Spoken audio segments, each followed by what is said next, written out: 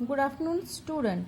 आज हम हिंदी वन रिमझिम के बुक से पढ़ेंगे पार्ट 7 जिसका नाम है मेरी किताब। मेरी किताब में देखो यहाँ पे जो दिखाया है ये जो क्या है, ये बुक शेल्फ है ना। ये बुक शेल्फ है, इसमें क्या रखी हुई है, बहुत सी किताबें रखी हुई है। हम किताबों को कहाँ रखते हैं, शेल्फ में रखते हैं ना, ठीक है। माँ ने वीरू को एक संदेश देकर अपनी बहन के पास भेजा। किसके पास भेजा? अपनी बहन के पास। और क्या लेके भेजा उन्होंने? संदेश। संदेश मतलब जो मैसेज होता है ना, मैसेज है या पत्र है, उसको लेकर के वीरू कहाँ गई? अपनी मौसी के पास गई। मौसी ने प्यार से वीरू को अंदर बुलाया और बैठक में ले गई। बैठक किसे कहते हैं? घर का वो कमरा जहाँ पे हम अपने मेहमानों को बैठाते हैं। बैठक में कदम रखते ही वीरू अचरज से ठिठक गई। अचरज से ठिठक गई मतलब क्या होगा कि वो आश्चर्य में पड़ गई और वो चौंक गई। उसने सोचा, बाप रे, इतनी सारी किताबें।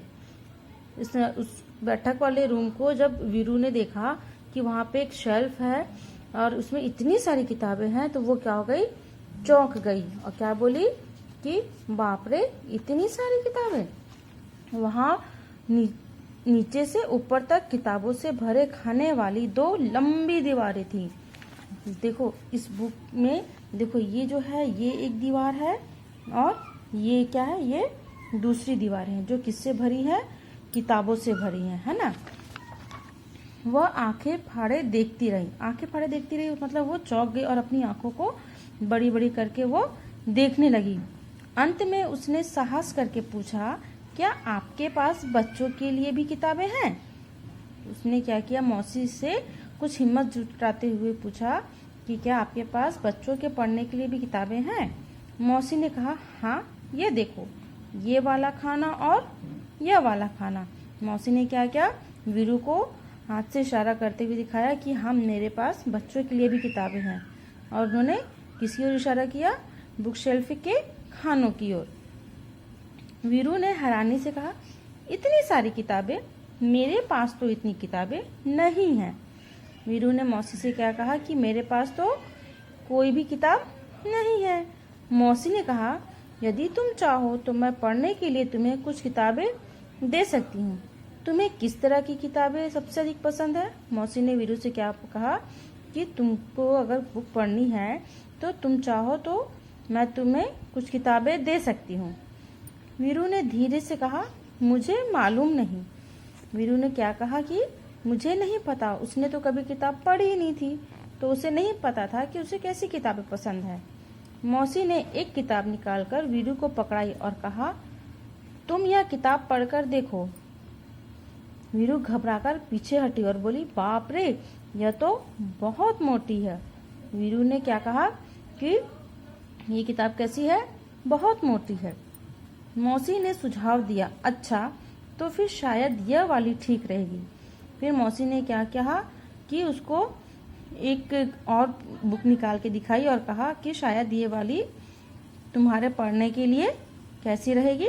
ठीक रहेगी। वीरू बोली, ये बहुत बड़ी है, मेरे बस्ते में नहीं आएगी। मतलब वो बुक कैसी थी? बहुत बड़ी थी। तो वीरू ने क्या कहा कि ये बुक बड़ी है और ये मेरे बस्ते में नहीं आएगी। मौसी ने एक तीसरी किताब दिखाई और इसके बारे में क्या ख्याल है? मौसी ने क्या कहा कि मौसी ने क्या किया कि बुक शेल्फ में से उन्होंने एक तीसरी किताब निकाली और वीरू को दिखाते हुए कहा कि इसके बारे में तुम्हारा क्या ख्याल है? वीरू ने किताब के पन्ने पलटे और फैसला किया, इसमें पढ़ने के लिए बहुत कम है।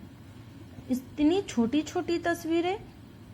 वीरू ने क्या कहा, किताबों को खोलकर देखा और कहा कि इसमें तो पढ़ने के लिए बहुत थोड़ा सा है और इसमें इसकी तस्वीरें भी कैसी है? बहुत छोटी छोटी सी है और यह किताब बहुत पतली है। मौसी ने कहा, वीरू, मुझे तो लगता है कि मैं तुम्हारे लिए किताब नहीं चुन सकती। मौसी ने हंसते हुए क्या कहा वीरू को कि मुझे तो लगता है कि मैं तुम्हारे पसंद की किताबें नहीं चुन सकती। ऐसा करना, अगली बार जब तुम आओ तो अपने साथ एक फुट्टा लेती आना। क्या लेती आना? फुट्टा लेती आना। तो वीरू ने पूछा, फुट्टा क्यों? फुट्टा क्या होता पता है?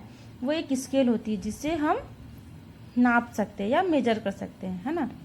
मौसी ने हंसकर कहा, तुम्हें जितनी मोटी किताब चाहिए तुम नाप कर ले लेना, ठीक है ना। वीरू ने माँ के भेजे हुए कागज को मेज पर रखा और भाग खड़ी हुई। जब मौसी ने वीरू से कहा कि जब तुम अगली बार आओ तो अपने साथ एक फुट्टा लेती आना और तुम मुझसे नाप करके अपने मनपसंद की किताब लेती आना।